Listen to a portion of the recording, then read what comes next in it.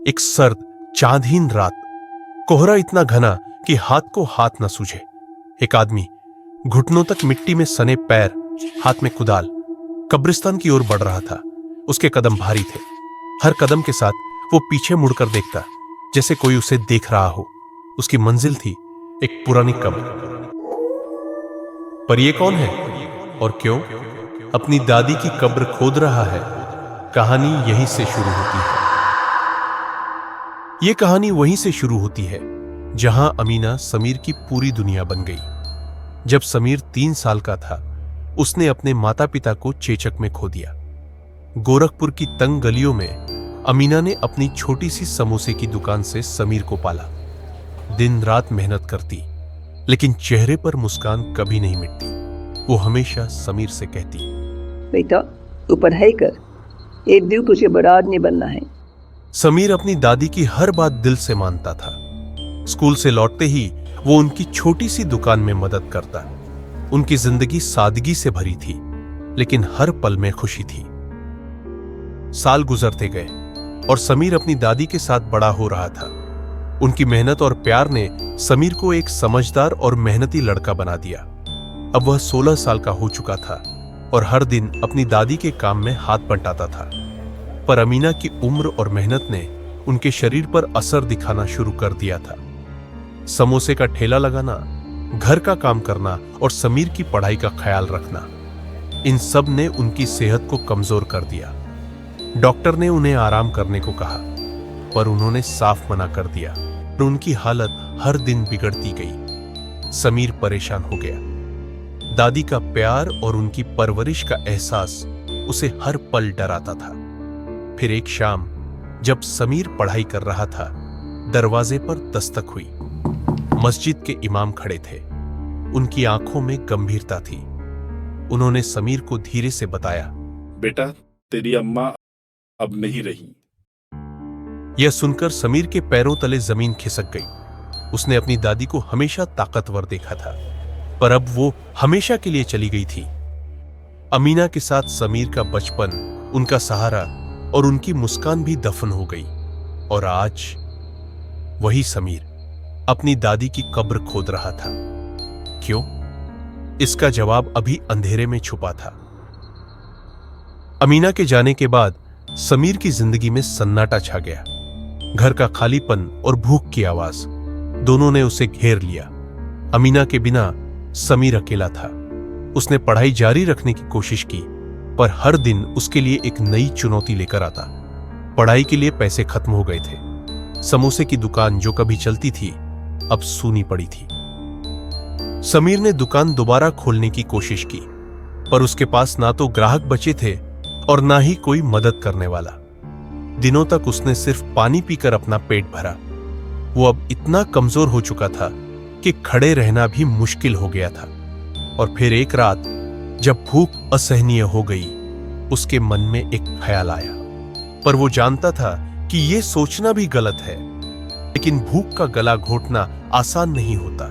और उसी भूख ने समीर को वो करने पर मजबूर कर दिया जो वो कभी सोच भी नहीं सकता था।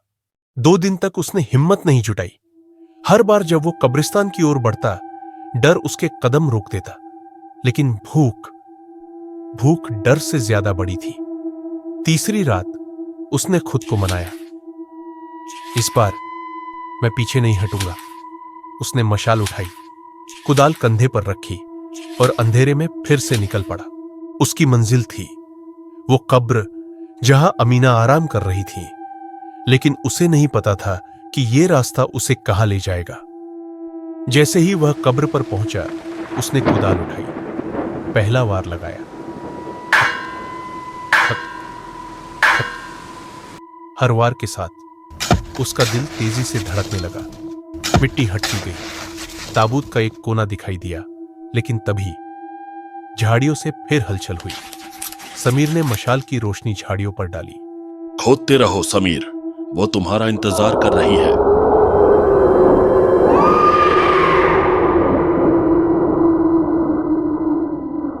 पर उस रात भूख उसके डर से ज्यादा बड़ी थी। समीर ने उसकी बात को नजरअंदाज किया। उसकी सांसें तेज थीं, पर उसने ताबूत तक पहुंचने की ठान ली। मिट्टी पूरी हटाई और ताबूत का ढक्कन खोला। माफ कर दो अम्मा, मुझे ये करना होगा।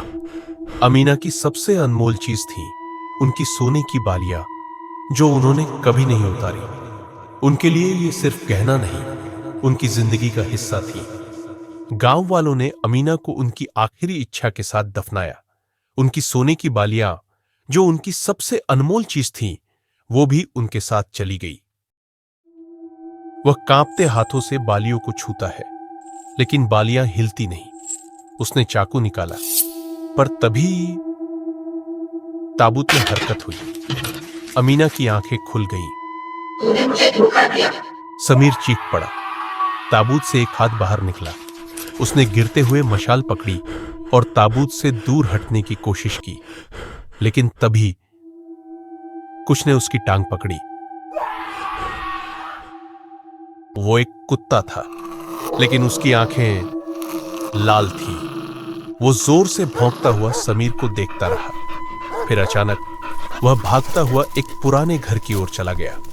डर और थकावट से बेहाल समीर ने ताबूत बंद किया। उसके हाथ कांप रहे थे, लेकिन उसने चाकू उठाया और बालियां निकालने की कोशिश की। उसकी दादी की आवाज उसके कानों में गूंज रही थी। तूने मुझे धोखा दिया। जैसे ही उसने बालियां निकाली, तभी झाड़ियों से एक भयानक आवाज आई। उसने पलट कर देखा और फिर वो कुत्ता उस पर झपटा। समीर ने मशाल गिराई और भागने लगा, लेकिन तभी एक और आवाज, भागो समीर, वो तुम्हें पकड़ लेगा। वो आदमी जो पेड़ की डाल पर बैठा था, उसने समीर पर नजरें गड़ा रखी थी। तेरा इंतजार खत्म हुआ, भाग वरना देर हो जाएगी। कुत्ते की भौंक और उस अजनबी की हंसी समीर के कानों में गूंज रही थी। भागते भागते उसकी नजर एक पुराने टूटी फूटी हवेली पर पड़ी। घर का दरवाजा थोड़ा खुला था। अंदर से हल्की पीली रोशनी टिमटिमा रही थी। हवा में सीलन और जले हुए तेल की गंध थी। समीर डर और थकावट से बेहाल उस दरवाजे की ओर बढ़ा। उसने दरवाजा धीरे से धक्का दिया। अंदर घुप अंधेरा था। बस कोने में रखा एक पुराना दिया टिमटिमा रहा था। कमरे में सन्नाटा था। एक पुरानी मेज, टूटी हुई कुर्सी और कोने में रखा एक घड़ा। फर्श पर धूल की परत थी और हवा में सीलन की गंध फैली हुई थी। कोने में एक बूढ़ी औरत बैठी थी। उसने सफेद साड़ी में खुद को लपेट रखा था। उसका चेहरा छिपा हुआ था, जैसे अंधेरे ने उसे निगल लिया हो। समीर का दिल तेजी से धड़कने लगा।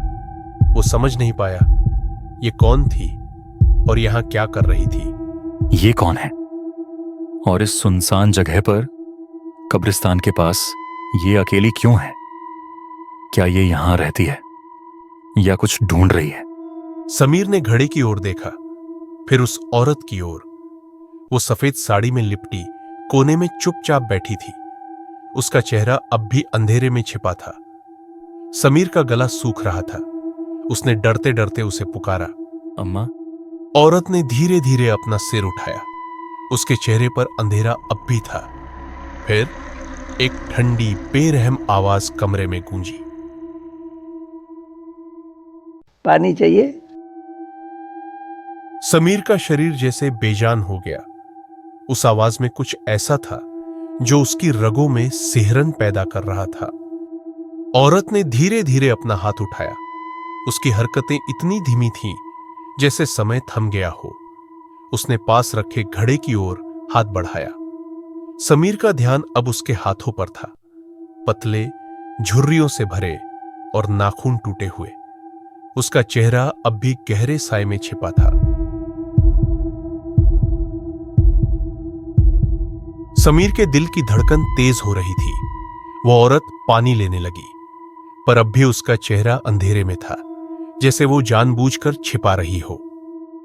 ये कौन है और ये यहां कब्रिस्तान के पास अकेली क्यों रह रही है? औरत ने धीरे धीरे घड़ा उठाया। फिर वो समीर की ओर बढ़ने लगी। उसके कदम धीमे और खामोश थे, जैसे हवा में तैर रहे हों। उसका चेहरा अब भी साए में छिपा हुआ था। समीर की प्यास उसे रोकने नहीं दे रही थी।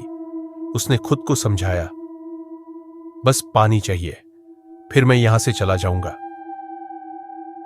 समीर ने अपनी प्यास के आगे डर को दबाने की कोशिश की, लेकिन जैसे जैसे वो औरत पास आती गई, उसके शरीर में अजीब सी सिहरन दौड़ गई। उसकी आंखें औरत के हर कदम को देख रही थीं।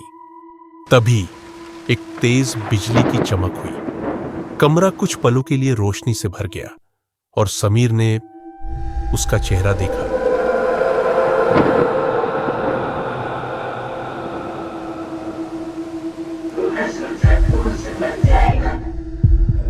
वो चेहरा, वो अमीना थी, लेकिन वैसी नहीं जैसी समीर ने याद किया था। उनकी आंखें खाली थीं, चेहरा विकृत था और कानों की जगह लटकती हुई खाल थी। उसने चीखने की कोशिश की, लेकिन आवाज गले में अटक गई। वो अंधेरे में गिर पड़ा और फिर सन्नाटा, सब कुछ खत्म। तो दोस्तों, लेकिन क्या आपने सोचा अमीना क्यों नाराज हुई? उस रात जब समीर ने भूख और मजबूरी के कारण अपनी दादी की कब्र खोदी, उसने उनकी आखिरी इच्छा को भुला दिया।